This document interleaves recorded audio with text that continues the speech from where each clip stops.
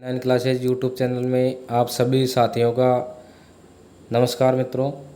आपका हार्दिक स्वागत है इसी यूट्यूब चैनल में। साथियों, इस वीडियो में हम आपको जो शिक्षा विभाग की जो योजनाएं हैं उसके बारे में हम आपको बताएंगे, क्योंकि अभी MGGS Mahatma Gandhi English medium school में जो परीक्षा होगी उस परीक्षा की दृष्टि से ये महत्वपूर्ण योजनाओं का संकलन इस वीडियो के अंदर किया गया है और इसमें पूरा ध्यान रखा गया है कि आपके लिए ये वीडियो है बहुत महत्वपूर्ण हो, आपके काम आए, तो इसलिए ये वीडियो बनाया है और इसके अंदर एक एक योजना छांट करके और इसका संकलन किया है। साथ ही पिछली वीडियो में कई लोगों ने कमेंट किए थे कि इसमें जो सन है किस वर्ष ये प्रारंभ हुई, तो ये जानकारी भी इसमें सम्मिलित की गई है। तो ये सारी चीज़ें तो आप इस वीडियो को पूरा देखें और मैं आशा करता हूँ कि इस वीडियो से आपको बहुत लाभ मिलेगा, क्योंकि जो एग्ज़ाम होगी उसमें विभागीय योजनाओं से संबंधित जो क्वेश्चन पूछे जाएंगे तो उनके लिए ये रामबाण चीज़ है। तो साथ ही इस वीडियो को लाइक और कमेंट अवश्य करें, सब्सक्राइब अवश्य करें इसको। तो साथियों चलते हैं आपका अधिक समय न लेते हुए। तो इसमें पहली योजना है, देखिए, अल्पसंख्यक पूर्व मैट्रिक छात्रवृत्ति योजना कक्षा 1 से 10 तक के लिए। तो योजना का परिचय है। अल्पसंख्यक संवर्ग मुस्लिम, ईसाई, सिख, बौद्ध, जैन और पारसी जो धर्म है उनके जो विद्यार्थी हैं कक्षा 1 से 10 में नियमित अध्ययनरत छात्रों को ये छात्रवृत्ति दी जाती है। और योजना बनाने का जो वर्ष है वो 2008-9 में ये शुरू हुई थी और इसमें अल्पसंख्यक वर्ग के जो छात्र हैं उनको ये छात्रवृत्ति दी जाती है। अब योजना की पात्रता है कि वो अल्पसंख्यक हो, वो किसी भी मान्यता प्राप्त मान्यता प्राप्त विद्यालय में अध्ययन कर रहा हो और माता पिता जीवित न होने पर संरक्षक की वार्षिक आय 1 लाख से अधिक न हो, सरकारी कर्मचारी न हो और छात्र ने पिछले सत्र में 50% अंक या समकक्ष ग्रेड प्राप्त किए हैं। और ये जो योजना है ये परिवार के 2 छात्रों को अधिकतम देय होगी। तो इसके अंदर देखिए, जो प्रवेश शुल्क 500 रुपये और इसमें 350 रुपये प्रति माह, डे स्कॉलर और हॉस्टलर जो होता है उसको 500 रुपये और वैसे सामान्य को 350 रुपये। इस प्रकार से इसमें सहायता दी जाती है। और इसमें जो आवश्यक दस्तावेज है, जाति प्रमाण पत्र, आय प्रमाण पत्र, जनाधार, बैंक पासबुक इत्यादि, ये जो दस्तावेज हैं ये ज़रूरी होते हैं, लेकिन इनसे संबंधित हमारे उसी एग्ज़ाम में नहीं पूछे जाएंगे। तो मैं मोटा मोटा सा आपको बता देता हूँ। इसमें दूसरी योजना है अति पिछड़ा वर्ग पूर्व मैट्रिक छात्रवृत्ति कक्षा 6 से 10 के लिए है ये। तो देखिए, अति पिछड़ा वर्ग में बंजारा, बालदिया, लुबाना, गाड़िया, लोहार, गाडोलिया, गुजर, रायका, रेबारी, देवासी, गडरिया, गायरी के कक्षा 6 से और 10 में नियमित अध्ययनरत विद्यार्थियों की छात्रवृत्ति दी जाती है। और ये योजना शुरू हुई थी वर्ष 2011-12 से, यानी सत्र 2011-12 से योजना शुरू हुई थी। इसमें लाभान्वित जो वर्ग है वो अति पिछड़ा वर्ग है। और इसमें देखिए, जो योजना की पात्रता है, अति पिछड़ा वर्ग का विद्यार्थी हो और किसी भी मान्यता प्राप्त विश्वविद्यालय से में वो अध्ययनरत हो, 6 से 10 में नियमित रूप से अध्ययन कर रहा हो और जो परिवार की वार्षिक आय 2 लाख से अधिक न हो। अब इसमें एक नियम है प्रत्येक छात्रवृत्ति में कि विद्यार्थी जो गत सत्र में निचली कक्षा में अनुत्तीर्ण नहीं रहा हो और यदि वह किसी वर्ष की परीक्षा में अनुत्तीर्ण हो जाता है तो उसकी छात्रवृत्ति रोक दी जाएगी, परंतु यदि वह उसी कक्षा को आगामी परीक्षा में उत्तीर्ण कर लेता है तो अगले सत्र से नई कक्षा में छात्रवृत्ति हेतु पात्र हो जाएगा और इसके लिए विद्यार्थी को पुनः छात्रवृत्ति हेतु आवेदन करना होगा। तो इसमें देय सुविधाएँ हैं। कक्षा 6 से 8 तक के 50 रुपये प्रति माह, छात्राओं को 60 रुपये प्रति माह, 9-10 में 100 रुपये प्रति माह और छात्राओं को 110 रुपये प्रति माह की छात्रवृत्ति दी जाती है। अगली योजना है सफाई से जुड़े स्वास्थ्य के लिए जोखिमपूर्ण व्यवसाय में लगे व्यक्तियों के बच्चों के लिए पूर्व मैट्रिक छात्रवृत्ति कक्षा 1 से 10, यानी सफाई कर्मचारियों के बच्चे या जो संविदा पे जो सफाई कर्मचारी हैं लगे हुए हैं और स्वास्थ्य के लिए जोखिम का कार्य करते हैं उनके बच्चों के लिए ये योजना है। तो स्वास्थ्य से, सफाई से जुड़े और स्वास्थ्य के लिए जोखिमपूर्ण व्यवसाय में लगे व्यक्तियों के कक्षा 1 से 10 में नियमित अध्ययनरत बच्चों के छात्रवृत्ति दी जाती है। और योजना की शुरुआत हुई थी 1977-78 से। योजना की शुरुआत हुई थी 1977-78 से। फिर योजना की पात्रता विद्यार्थी सफाई से जुड़े और स्वास्थ्य के लिए जोखिमपूर्ण व्यवसाय में लगे व्यक्तियों के पुत्र पुत्री हो और 1 से 10 तक वो नियमित विद्यार्थी हो।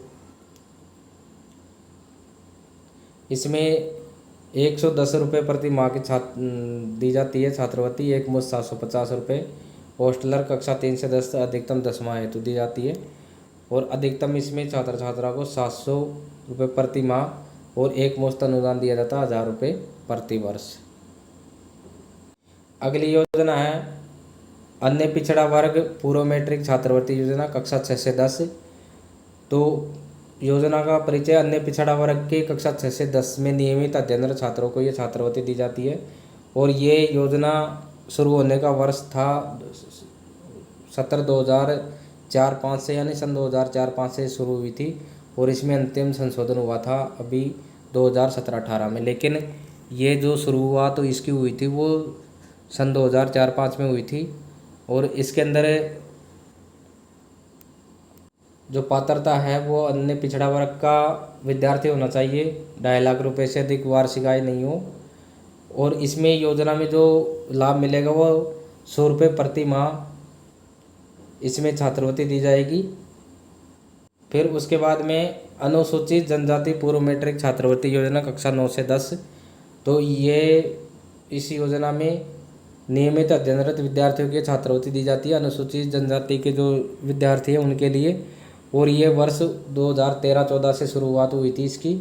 और योजना की पात्रता है कि वो अनुसूचित जनजाति का विद्यार्थी हो, कक्षा 9-10 में अध्ययनरत हो, 2.5 लाख रुपए से अधिक उनकी परिवार की वार्षिक आय नहीं हो।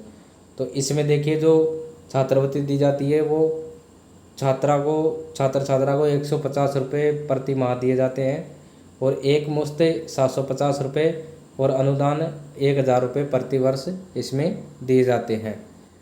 तो और ये योजना है केंद्र और राज्य सरकार द्वारा। केंद्र सरकार में इसमें 75% हिस्सा है और राज्य सरकार का है 25%। फिर उसके बाद में है योजना कक्षा 9 से 10 अनुसूचित जाति पूर्व मैट्रिक छात्रवृत्ति योजना। तो अनुसूचित जाति वर्ग के जो कक्षा 9 से 10 में अध्ययनरत विद्यार्थी हैं उनको ये छात्रवृत्ति दी जाती है।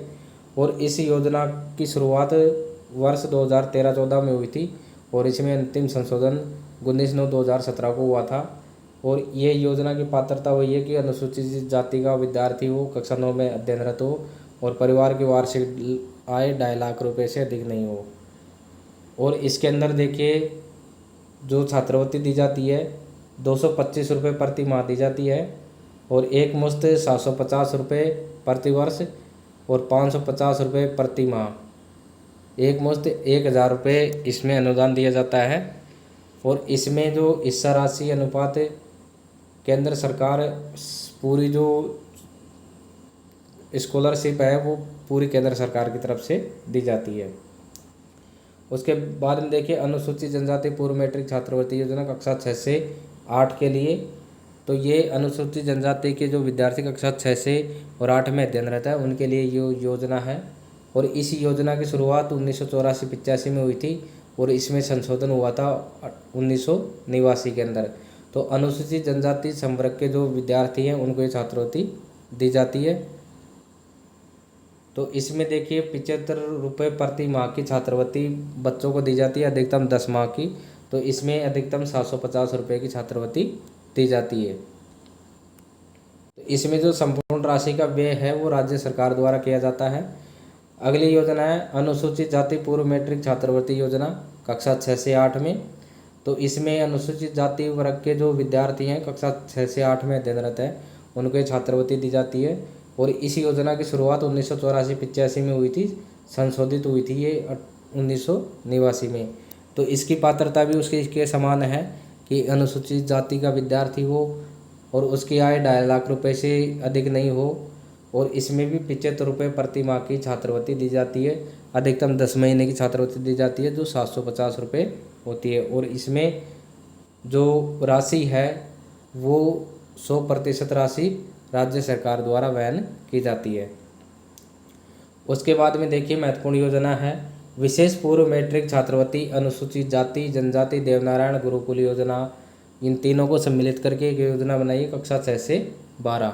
तो इसमें देखिए राज्य के अनुसूचित जाति अनुसूचित जनजाति अति पिछड़ा वर्ग के कक्षा 5 उत्तीर्ण विद्यार्थियों को प्रवेश के माध्यम से निर्धारित संख्या में चयन कर कक्षा 6 में राज्य सरकार द्वारा चयनित निजी उच्च प्रतिष्ठित आवासीय विद्यालयों में प्रवेश दिया जाता है। तो देखिए बहुत महत्वपूर्ण छात्रवृत्ति है और अभी इसके फॉर्म ऑनलाइन अभी चल रहे हैं, जो प्रोसेस है वो चल रही है। और ये पहली बार इस साल से ये योजना शुरू की गई है, तीनों की ये योजना है प्रवेश देने की, वो पहली बार शुरू की गई है। तो इसमें देखिए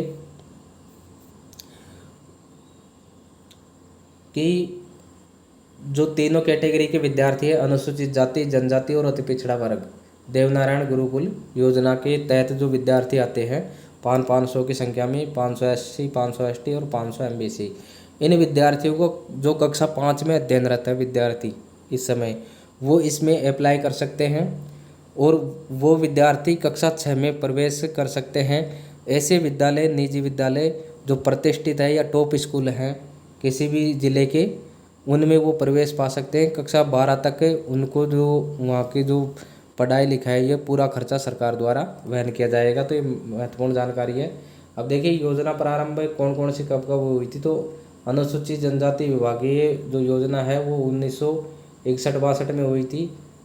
अनुसूचित जाति जनजाति TAD जो वर्ष 2001-2 में, MBBS देवनारायण गुरुकुल योजना 2011-12 में ये शुरू हुई थी। तो इसमें जो पात्र है अनुसूचित जाति जनजाति और अति पिछड़ा वर्ग के विद्यार्थी, तो इनमें इस वर्ग का होना चाहिए। दूसरी है राज्य के निजी विद्यालय में कक्षा 5 में न्यूनतम C ग्रेड से उत्तीर्ण होना चाहिए। विद्यार्थी के माता पिता आयकरदाता नहीं हो, विद्यार्थी मूल निवासी राजस्थान का हो। योजना में एक माता पिता की 2 संतानें पात्र होगी, उसके बाद में नहीं। तो योजना में जो छात्र छात्राओं का योग है वो देख लिए अनुसूचित जाति और जनजाति, इसमें 300 + 200 है, 300 छात्र और 200 छात्राएँ, तो 500 विद्यार्थी हो गए। तो MBC जो देव नारायण गुरुकुल योजना में 300 विद्यार्थी और 300 बालक और 200 बालिकाएँ 500 हो गए। और उसके अलावा जो विशेष अनुसूचित जाति जनजाति जो विशेष कैटेगरी है TSP एरिया में, उसमें 5 जिले आते हैं। तो उनके 170 विद्यार्थी 300 विद्यार्थी है, जिसमें 170 बालक और 130 बालिकाएँ। और जो अनुसूचित जाति जो 28 जिले हैं नॉन TSP वाले, उनमें 120 बालक और 80 बालिकाएँ 200। इस प्रकार से कुल 1500 बालक बालिकाओं का इसमें चयन किया जाएगा। तो इसमें देखिए जो सुविधा मिलेगी प्रवेश शिक्षण शुल्क, आवास स्वच्छ आवास और बिस्तर, पोशाक, विद्यालय छात्रावास हेतु पाठ्य पुस्तकें, लेखन सामग्री, गुणात्मक शिक्षा। देय राशि अधिकतम 50,000 रुपये प्रति विद्यार्थी वार्षिक अथवा विद्यालय द्वारा व्यय की गई वार्षिक राशि जो भी कम हो।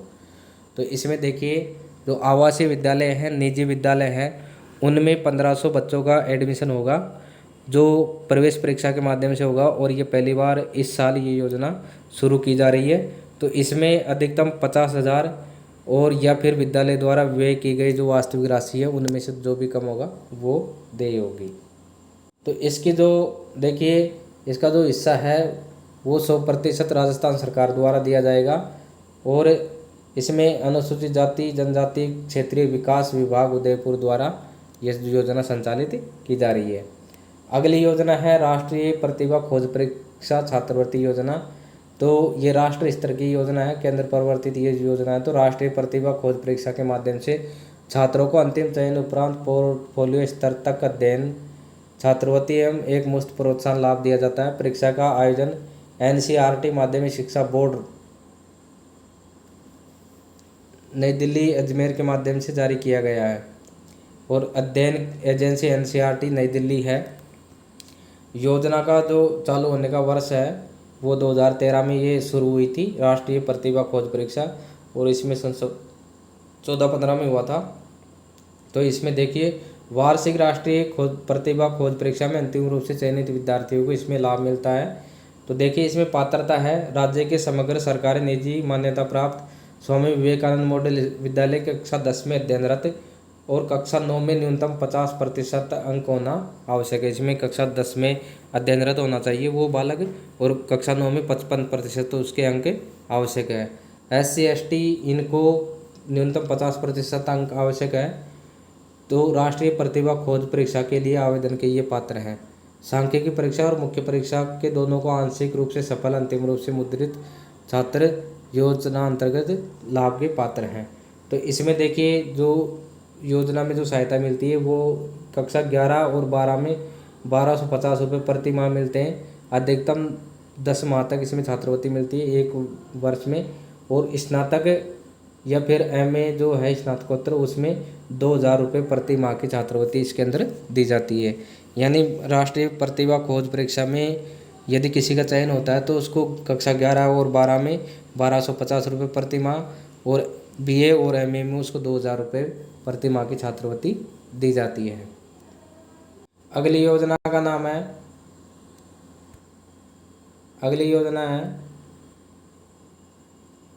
पंडित दीनदयाल उपाध्याय राज्य प्रतिभा खोज परीक्षा छात्रवृत्ति योजना।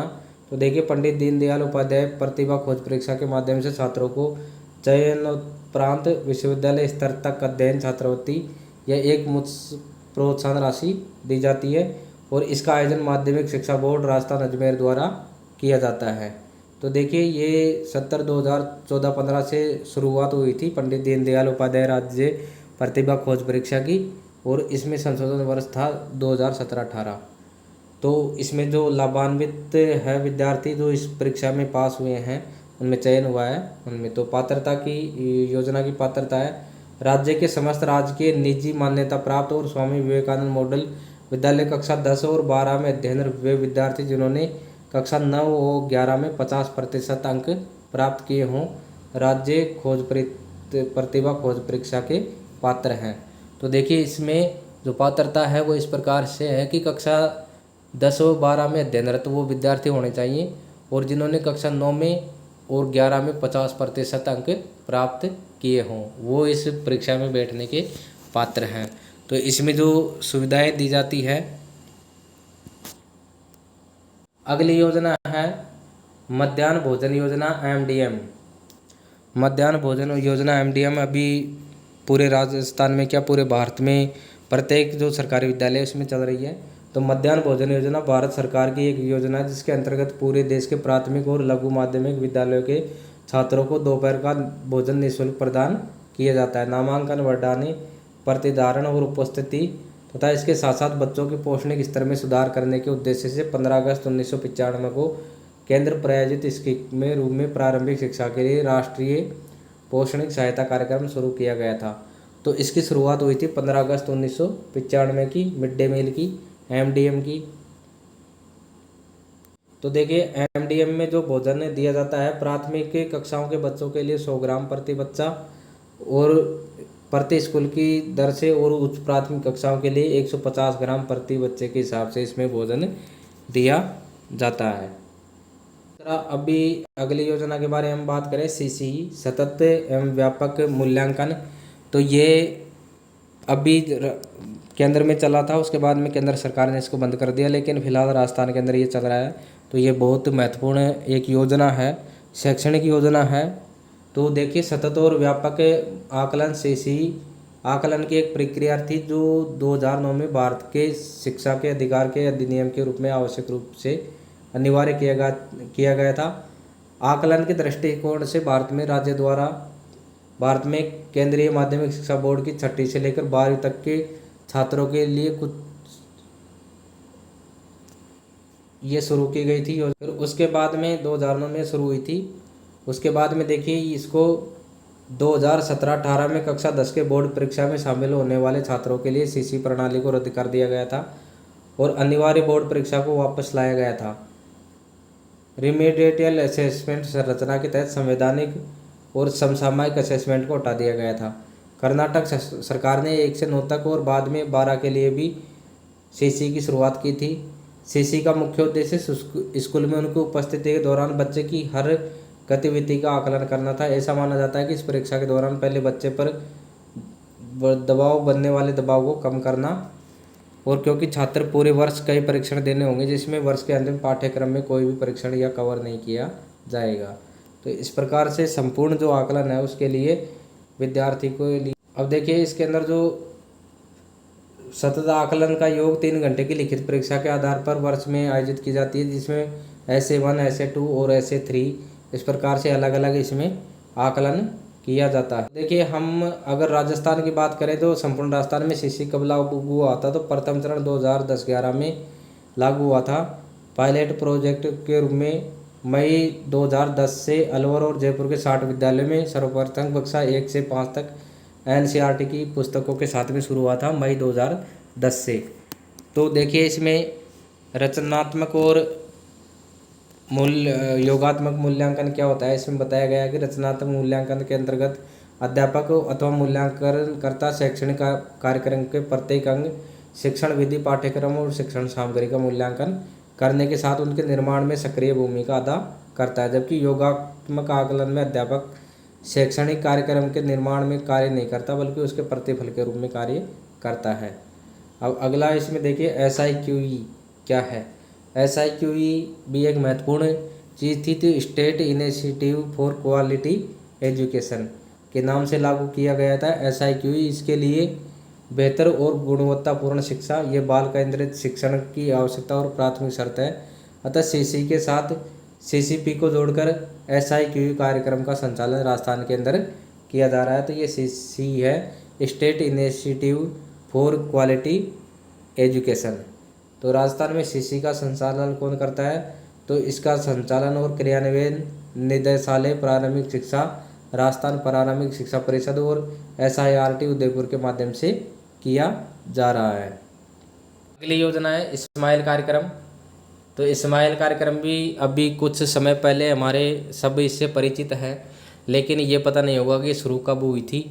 एक्चुअली ये कोरोना के बाद में शुरू हुई थी। तो राजस्थान सरकार ने कोरोना वायरस के चलते स्माइल कार्यक्रम का आयोजन किया था। इस प्रोग्राम के लिए ऑनलाइन कंटेंट उपलब्ध करवाए गए थे। इस प्रोग्राम की जानकारी 2 नवंबर 2020 को साझा की गई और इसकी जो शुरुआत है 13 अप्रैल 2020 से ये शुरू हुआ था स्माइल कार्यक्रम। 13 अप्रैल 2020 स्माइल कार्यक्रम शुरुआत की जो डेट थी होने की वो 13 अप्रैल 2020 को शुरू हुआ था। तो इसमें इस कार्यक्रम के अंतर्गत कक्षा 1 से 12वीं तक क्लास के बच्चों को व्हाट्सएप ग्रुप के माध्यम से जोड़ा गया था और उसमें 5-5 वीडियो का आर्टिकचर निःशुल्क उपलब्ध करवाया गया था। ये वीडियो 30-40 मिनट का था और अप्लाई इसमें ग्रुप में सुबह 9 बजे ई सामग्री और वीडियो भेजे गए थे, लिंक भेजे गए थे उनके, जो विद्यार्थी घर पर रह करके जो अपनी पढ़ाई का नुकसान हो रहा था उसकी भरपाई वो कर सके। तो एक तरह से ऑनलाइन एजुकेशन की तरफ ये एक प्रयास था। देखिए स्माइल जो कार्यक्रम है वो राजस्थान से संबंधित है। स्माइल कार्यक्रम का आयोजन 2 नवंबर 2020 को हुआ था और स्माइल कार्यक्रम में कौन कौन सी कक्षाएं शामिल थी, तो 1 से 12 स्माइल कार्यक्रम की शुरुआत है 13 अप्रैल 2020 से हुई थी। तो स्माइल का पूरा नाम तो देखिए सोशल मीडिया लर्निंग इंजीनियरमेंट, यह है इसका कार्यक्रम का पूरा नाम। सोशल मीडिया लर्निंग इंजीनियरमेंट, ये इसका फुल नाम है।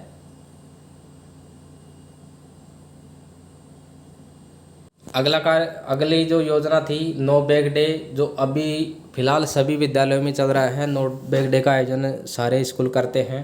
तो देखिए राजस्थान सरकार की ओर से वर्ष 2020 में जो बजट घोषणा थी उसमें बजट घोषणा में इसकी घोषणा की गई थी नो बैग डे की। तो जिसके अनुसार नए सत्र यानी 1 जुलाई से सरकारी स्कूलों के बच्चों को शनिवार को बस्ता लेकर स्कूल नहीं जाना होगा। इसलिए सभी सरकारी स्कूलों में शनिवार को नो बैग डे मनाया जा रहा है।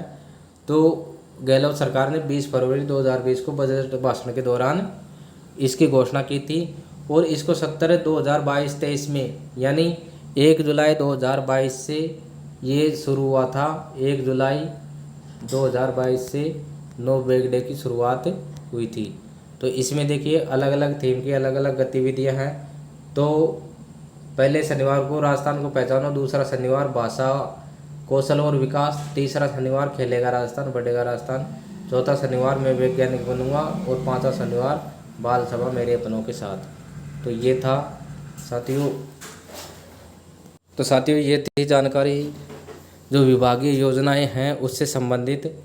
तो आप इनकी जो पीडीएफ है हमारे जो टेलीग्राम चैनल है RM39 क्लासेज, उस पर जाकर के आप ये जो पीडीएफ है इसकी प्राप्त कर सकते हैं। तो साथियों, मैंने आप सभी लोगों के लिए ये पीडीएफ ये वीडियो तैयार किया है, इसमें जो योजनाएं संकलित की है।